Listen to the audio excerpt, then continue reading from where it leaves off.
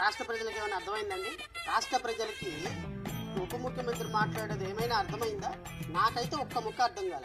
అంత రాష్ట్రం అంటాడు, గిల్ట్ వచ్చిందంటాడు, ట్రాక్ చేశారంటారు, మనోహర్తో మాట్లాడానంటాడు, గత ప్రభుత్వంలో తెలిసిందంటాడు, ధర్మానికి రక్షణ బోర్డు ఉండాలంటాడు. What you are speaking mister DCM? మరి ఏమైనా మాట్లాడేదానికి శుద్ధి ఉందా? అసలు మాట్లాడితే ఏమైనా కనెక్టివిటీ ఉందా?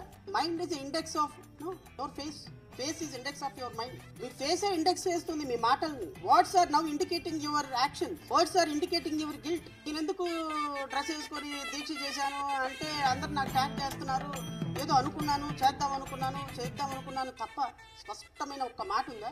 నేను మాట్లాడే దాంట్లో ఒక 10% స్పష్టత అయినా ఉంటదేమో. కానీ స్పష్టత లేకుండా 28 నిమిషాలు అసెంబ్లీలో మాట్లాడటం అంటే ఎంత గొప్ప గ్రేట్ అంటే, తొలియేళ్ల సినిమాలోనే ఎక్కడో ఆలీ మాట్లాడతాడు, మాట్లాడే భాష ఏందో అర్థం కాదు, బ్రహ్మానందం ఏమో నెత్తికేసి కొట్టుకుంటా ఉంటాడు, నువ్వు మాట్లాడేది హిందీయా తెలుగా ఏం భాషరా నాయనా, నువ్వు మాట్లాడేది అర్థం కాలేదంటే చాట. చివరికి ఆలీ మాట్లాడే భాష ఏందో అర్థం కాక బ్రహ్మానందానికి ఉద్యోగానికి రిజైన్ చేసి వెళ్ళిపోతాడు. 5.5 కోట్ల మంది ప్రజలు మీరు మాట్లాడే భాష అర్థం కాక ఆంధ్రప్రదేశ్ రాష్ట్ర ప్రజలు ఓటేయటమే మర్చిపోతారు రేపు పొద్దున.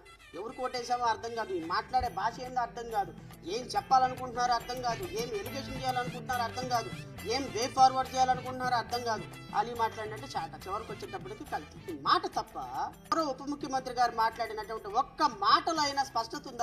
రాష్ట్ర ప్రజలు గమనించమని కోరుతున్నాం. ఎందుకు స్పష్టత లేదు అంటే, వీళ్ళ ఎలిగేషన్ లో స్పష్టత లేదండి, ఫౌండేషన్ లో స్పష్టత లేదండి. వీళ్ళు ఏమనుకున్నారంటే మొదటిసారి ఏమైంది, మన ముఖ్యమంత్రి ఉప ముఖ్యమంత్రి, నేను ఉప ముఖ్యమంత్రి, నా వెనకేమో లక్షల మంది గొర్రె మంది ఈ పవన్ కళ్యాణ్ స్టాఫ్ ఫ్యాన్స్ వీళ్ళందరూ నేను ఏం చెప్పినా నమ్మేస్తారు. 45 సంవత్సరాల చరిత్ర ఉంది, 164 సీట్లోనే ఎవడైనా నాకు డప్పు కొడతాడు.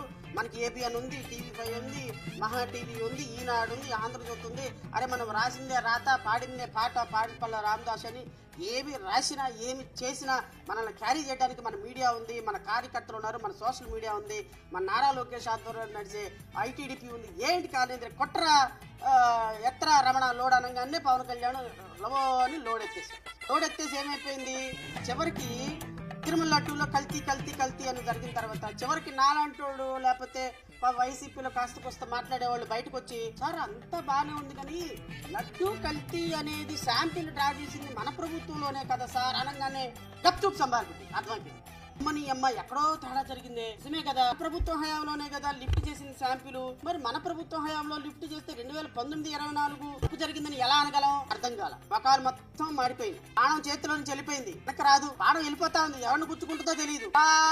గుచ్చుకొని ఆగుద్దేమో బాణం, వెనక లాగుదామని పరిగెడుతున్నారు దాని వెనక. మరి ఫోర్స్ గా బాణం వదిలేరు, ఆగట్లేదు. బాణం వెళ్ళిపోయి ఎక్కడ గుచ్చుకుందా అంటే, గురు పెట్టింది ఒకళ్ళకైతే వెనక్కి తిరిగి అడితిరిగి వచ్చి హెరిటేజ్ గుచ్చుకుంది.